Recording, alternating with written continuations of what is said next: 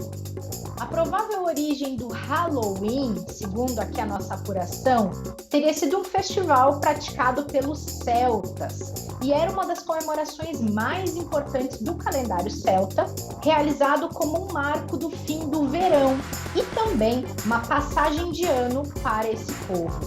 Acabou se tornando uma festa tradicional na cultura norte-americana, desembarcou em terras brasileiras e mundo afora. Em meados do século XX, acabou se popularizando, principalmente nas últimas décadas, e também por conta da internet. Uma das características dessa comemoração é a distribuição de doces às gostosuras, e se não tiver gostosura, tem que encarar, é uma travessura. Mas será que a gente faz travessura e saboreia gostosuras na nossa vida financeira? Esse é o episódio de hoje do Investidor em Foco que está começando. Bem-vindas e bem-vindos a este episódio, a esse 27 de outubro, quase Halloween. Vocês fazem mais gostosuras ou travessuras com o seu dinheiro? Hein, Ana Leone? Eu quero muito saber de você. Olha, eu já fiz tanta travessura, mas ultimamente eu fico saboreando as gostosuras, ou seja, os benefícios da vida financeira. É uma delícia, né? Mas já fiz umas travessuras horrorosas com dinheiro. Conta qual foi a maior travessura que você já fez com seu dinheiro. Você acredita que eu saí para almoçar e comprei um carro? Tá de brincadeira, Ana Leone. Não, você, olha, toda organizada. Você vê, eu sou uma farsa. Não, mas não é não. Olha só, mas o que aconteceu? Mas foi verdade mesmo, né? Eu tinha um carro, eu tinha financiado ele, quitado, bonitinho, etc. E eu estava com muita vontade de trocar de carro. Meu carro não tinha ar-condicionado. Era um carro até que eu gostava, atendia as minhas expectativas, mas mais do que comprar um novo carro, para você ver como as emoções afetam muito as nossas decisões. Eu estava saindo de um relacionamento de 7 anos e meio. E era um relacionamento difícil, que tinha se alongado mais do que deveria. E eu era super nova, comecei a namorar muito nova. E aquele estava sendo um momento de muita transformação para mim. E eu já falei que algumas vezes, né? Eu gosto muito de ter um carro. Eu acho que para mim é um sinônimo de ir e vir, né? O momento que eu quero, eu uso táxi, transporte público, não me importo com isso não, mas realmente uma das coisas que eu faço questão, assim, os luxos que eu me dou, sabe, que eu me faço, o carro é um deles, e porque ele tem um sinônimo a mais, né, para mim. E era esse momento que eu estava, assim, né, encarando tudo novo, me reaproximando dos amigos, depois de tanto tempo de um relacionamento longo. E aí eu falei, cismei de trocar de carro. E aí eu me lembro que eu saí na hora do almoço, falei, vou ver algumas concessionárias, né? Vou começar a estudar aí um pouco o mercado para ver como está. E aí eu fui numa concessionária de usados e fechei o negócio no primeiro carro que eu vi. E se arrependeu depois ou não? Eu não me arrependi, não. Eu talvez me arrependi pelo carro em si, mas não pela troca, pela marca que eu comprei, mas foi interessante porque depois de um tempo eu consegui perceber o que foi aquela compra para mim. Ela tinha uma simbologia de liberdade muito grande, de liberdade das minhas decisões, coisas que eu não tinha muito nesse relacionamento que eu estava na época. Obviamente eu não me endividei, não fiz nenhuma bobagem nesse sentido, né? Ai, meu Deus, não tinha dinheiro nenhum, fui lá, comprei o carro e me lasquei toda. Não, mas mais do que isso, que foi uma coisa por impulso, ela estava absolutamente embasada por uma emoção que eu estava sentindo naquele momento. Então, comprar aquele carro era um sinônimo era uma liberdade que eu tinha de fazer algo sem ter que me preocupar se alguém ia dizer, isso é uma bobagem, não faz isso, faz aquilo. Por isso que é tão importante, a gente fala tanto aqui no podcast, né? O Martin traz tanto esse lado dele, bastante voltado para essa questão da economia comportamental, o quanto as nossas decisões elas têm um fundo emocional muito grande, e nesse exemplo, assim, anos mais tarde, eu consegui fazer essa autoanálise ali do que eu estava comprando. Eu não estava comprando um carro, eu estava comprando a minha liberdade de escolha, né? Mas não deixa de ser uma travessura, né? A pessoa sai para almoçar e Sim, volta de carro. De carro novo, as pessoas não acreditaram, né, no banco que eu trabalhava na época. Mas eu acho que essa foi a maior travessura. Eu tenho uma, mas ela é mais fútil que a tua, ela não é tão reflexiva. Eu trabalhava, ganhava um salário que não era muito bom, mas ok, eu conseguia fazer uma ginástica com o meu dinheiro.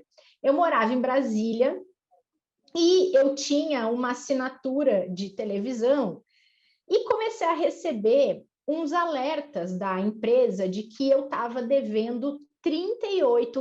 Guarde isso, Ana Leone. Eu estava devendo R$ 38. Aí eu ligava na tal central, falava, olha, estou recebendo essas notificações de que eu devo R$ 38, eu queria entender do que é para poder pagar. Não, a senhora não deve nada, aqui consta tudo certo. Falei, tem certeza? Tenho, beleza. Só que isso continuou se repetindo por meses. E era a mesma relação, eu recebia a notificação, ou e-mail, ou um SMS, ligava para entender se era deles e por que eu estava recebendo, e eles me davam a mesma resposta de que eu não estava devendo nada. Comecei a anotar os números de protocolo das minhas ligações. Eis que um dia fui parar no Serasa. Sei. Botaram lá meu CPF como péssima pagadora, porque eu não tinha pago os tais R$ 38. Eis que fiz a mesma coisa, liguei, nananã, aquela coisa toda, de novo disseram que eu não devia nada. Eu falei, então, por que vocês me colocaram lá na central de mal pagador? O que eu fiz? Entrei, nunca pensei que eu ia fazer isso, não concordo, mas entrei lá no juizado de pequenas causas para pedir que eles tirassem o meu CPF do Serasa e que eles me pagassem pelo incômodo. Eis que a primeira proposta que eles ofereceram eu aceitei, porque eu não queria tirar dinheiro de ninguém, eu só queria me livrar da incomodação. Aí eles me pagaram R$ 2.000 pela indenização dos R$ 38.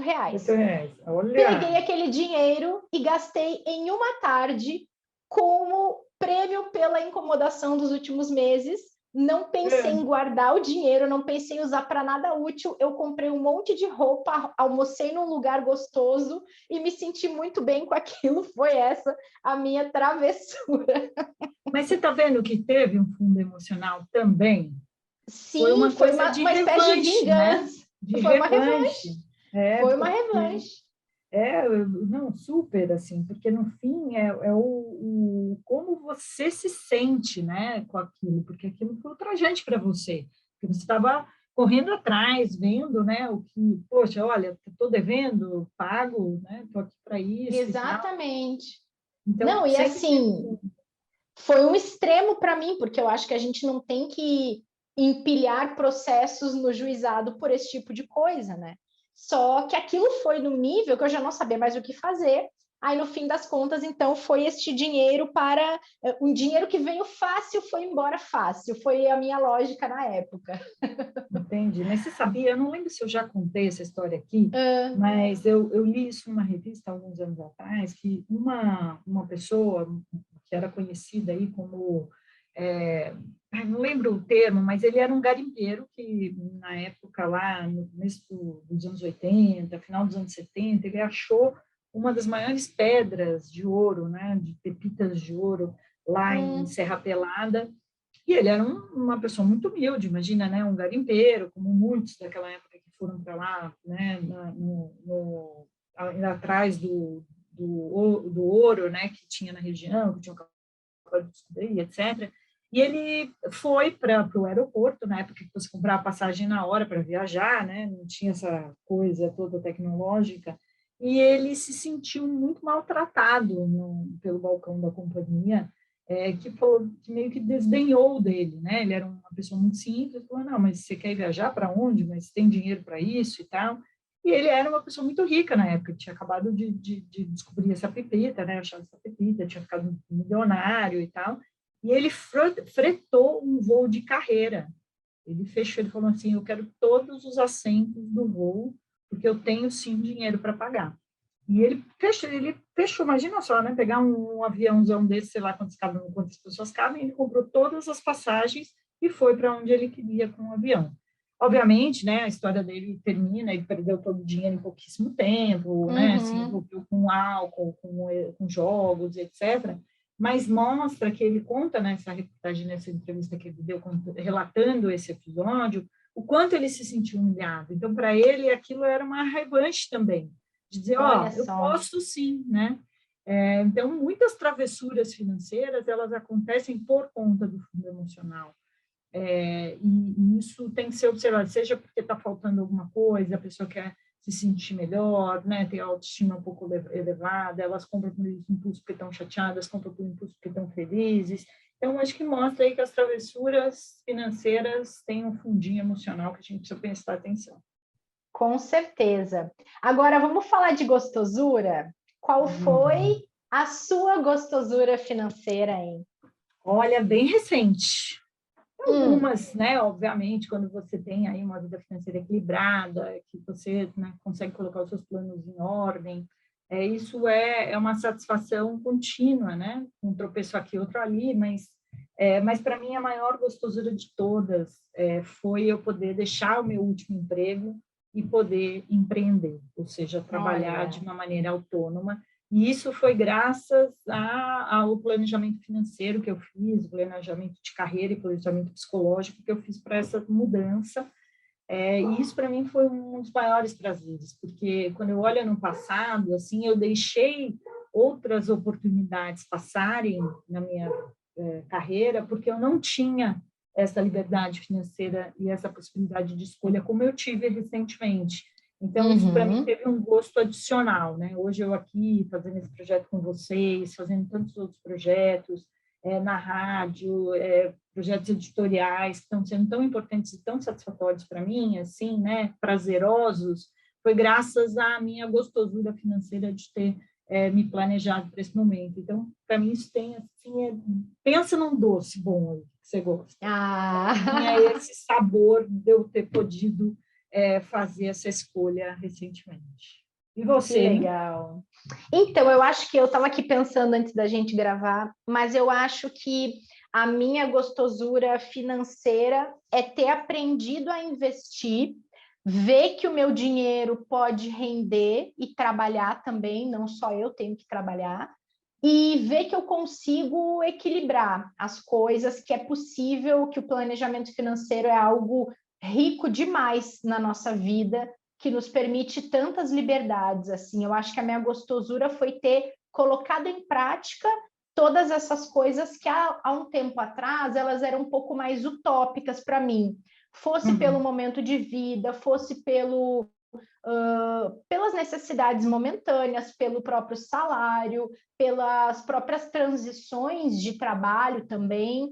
Então, eu acho que acho que um ano que eu consigo, um ano, um pouco mais, que a minha gostosura é estar conseguindo investir direito, acreditar naquilo que eu estou construindo e ter um equilíbrio que me deixe em paz. Eu não gosto da ideia do vermelho, não gosto da ideia de ficar tapando buraco, eu sou daquela pessoa que prefiro... Eu sou agressiva nos investimentos, mas não sou agressiva no planejamento, sabe? Eu prefiro que as coisas estejam mais no hoje do que no parcelamento, aquela ideia que a gente vai trazer no próximo episódio sobre férias. Eu não quero pagar as férias depois que eu já usufruí, eu quero pagar antes de sair. Então, eu acho que isso, para mim, hoje é uma gostosura financeira, assim, que me deixa dormir tranquila, sabe? Curti, muito bom. E, de novo, né, é o que proporciona o planejamento, ele é um viabilizador de projetos de vida, de coisas que são importantes para a gente. Esse que é o foco, né? Com certeza. Agora, se a gente olhar algumas travessuras que as pessoas cometem em relação ao dinheiro, o que você listaria, hein? Eu listei algumas coisas aqui. Olha, para mim, assim, que acaba sendo uma travessura que a pessoa pode quebrar o braço, sabe? Aquela coisa inocente, mas que você pode se dar mal. Eu acho que é querer resultados rápidos. A gente passou aí por um momento em que as pessoas antes não tinham acesso à informação de uma maneira tão democratizada como está hoje. Hoje você tem muitos canais. Aqui mesmo a gente faz um trabalho de levar informação para as pessoas, conscientizá-las a respeito de ter uma vida financeira mais equilibrada. Hoje as pessoas têm o conhecimento e agora elas estão errando o pé na velocidade em que elas querem aplicar esse conhecimento. Não à toa a gente vê muitas fraudes, a gente vê muita gente perdendo dinheiro. Esses dias mesmo eu fiz um stories, até as pessoas falando, grava no destaque, porque a gente precisa ouvir isso toda hora. É justamente isso, né? O enredo das frases financeiras é o mesmo sempre, a pessoa esbanjando prosperidade, oferecendo ganhos fáceis, rápidos e sem risco, e o final dessa história a gente sempre sabe que é muita gente perdendo dinheiro. Isso se dá, em parte, pela ingenuidade, a falta de informação que muitas pessoas têm, mas esse gap já foi preenchido com muita informação, como eu disse no começo da minha fala, e agora as pessoas querem, poxa, agora que eu sei como é que é, deixa eu fazer esse negócio rápido. E é uma mistura de ambição também, de ganância e de querer resolver as coisas muito rápido, que é a nossa tendência de quando uma coisa é muito desgastante ou a gente quer saborear rápido aí um resultado, a gente acaba enfiando o pé pelas mãos. Então, para mim, isso está sendo uma das principais travessuras, ou seja, um dos principais erros que as pessoas estão cometendo. As sequelas são graves, né? Pessoas que ficam aí devastadas financeiramente e emocionalmente por conta desse tipo, e as pessoas precisam saber esperar, elas não querem esperar, isso é muito ruim, né? E outra coisa que é também uma travessura é não se interessar. Porque quando a pessoa se interessa e vai em busca da informação, ela quer o resultado rápido, e aquelas que não se interessam pelo assunto e nem buscam a informação, elas não saem nunca da condição que elas estão. E isso pode custar muito caro para elas ao longo do tempo. Eu listei duas coisas muito parecidas com o que você falou, com outras palavras. A questão que você traz do momentâneo, eu pensei muito que investir no impulso é uma travessura, né? Nem sempre é algo que não significa timing, significa não pesar as coisas e tomar uma decisão consciente. E quando você fala um pouco sobre não saber esperar, eu também entendo que tem um viés ali de não se preocupar com a diversificação ou não levar isso a sério. E acho que as coisas estão, de certa maneira, conectadas com a pessoa que não se interessa pelos assuntos financeiros, e no fim das contas, isso impacta na vida de todo mundo, seja ela investidora ou não. Mas eu acho que, falando de investimentos, não se preocupar com a importância da diversificação é uma travessura que ela pode ser ainda mais traumática lá no futuro, né? Talvez a pessoa não sinta imediatamente que cometeu uma travessura, mas lá na frente ela pode ser impactada por isso. Pelas consequências, né? Exato. De ter pensado ativamente. Numa virada de mercado, numa pandemia, como a gente acabou de ver, né? Quem não estava diversificado, olha o quanto foi mais impactado do que quem estava, né? Não, isso é um ponto importante, de fato, porque as pessoas tendem a achar que o começar a investir é o último passo, né? Ufa, comecei a investir. Mas fato é que quando você nunca para, você sempre tem que olhar, revisitar seus objetivos, não significa você ficar mudando de posição, significa você revisitar os seus objetivos, entender se esses objetivos ainda são os mesmos, entender quais são os instrumentos mais adequados para cada um desses objetivos, e por aí vai. Agora, se a gente migra para as gostosuras, além das nossas próprias aqui que a gente relatou, quais são as que você entende que são gostosuras financeiras para muita gente? Olha, eu aponto algumas coisas, assim, dos últimos tantos anos que eu trabalho aí com esse assunto, acredito que as pessoas estão mais interessadas no assunto. Ou seja, há um grau de consciência maior sobre a importância de cuidar das finanças. Então, essa conscientização é uma baita de uma gostosura. As pessoas já sabem que tem que ter alguma coisa a fazer a respeito. Como você deu esse exemplo, né? Fumar. Hoje em dia, todo mundo sabe que cigarro mata, causa males horrorosos. ainda tem pessoas que fumam, mas o estado de consciência já mudou, isso para mim é muito importante. E esse estado de consciência mudando, algumas atitudes também mudam, ou seja, você começa a pensar em investir, você começa a pensar de uma maneira mais clara no seu futuro financeiro e você se preocupa mais com a condição atual, que no caso aqui a gente sabe, olhando algumas estatísticas, que muitas famílias estão endividadas, um número muito grande, muitas pessoas inadimplentes. E aí uma gostosura que eu trouxe aqui para compartilhar com os ouvintes é o seguinte, as pessoas estão mais preocupadas, em especial os jovens, a resolver as suas pendências financeiras. Tem um levantamento do Serasa, você falou aí do Serasa, né, que você já foi visitá-lo lá no passado, eu também já passei por ele, todo mundo já deu uma passadinha rápida pelo Serasa, né? Quem nunca, né? Quem nunca? Isso é uma travessura generalizada das pessoas, entendeu? Mas tem um levantamento aí que mostra que quase 400 mil jovens com menos de 25 anos recorreram aí a uma plataforma que o Serasa tem, que chama plataforma Limpa Nome, que ela ajuda a renegociar as dívidas que estão em atraso. E esse número aí de quase 400 mil jovens, né, de menos de 25 anos, você vê, né, que as pessoas estão começando a vida financeira delas aí, quando elas começam a trabalhar, ganhar dinheiro, já endividadas.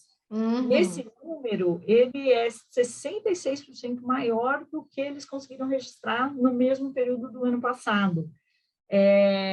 Então, é bastante gente correndo atrás. E interessante que é um perfil bem jovem, 25% desse percentual aí tem até 25 anos e 30% tem entre 30 e 40 anos. Então, para mim, isso é uma baita gostosura, uma conscientização maior de que a gente precisa se organizar financeiramente. O primeiro passo é renegociar e a gente organizar as dívidas de uma maneira mais assim, né, a miúde, a gente pegar isso mais na ponta do lápis. E a gente está vendo que as estatísticas mostram que as pessoas estão correndo atrás. E, por fim, outra baita gostosura aí é o fato das pessoas estão mais com esse senso de urgência de que precisam fazer alguma coisa, e isso é bom. Perfeito. Eu também pontuei algumas questões focadas em investimento.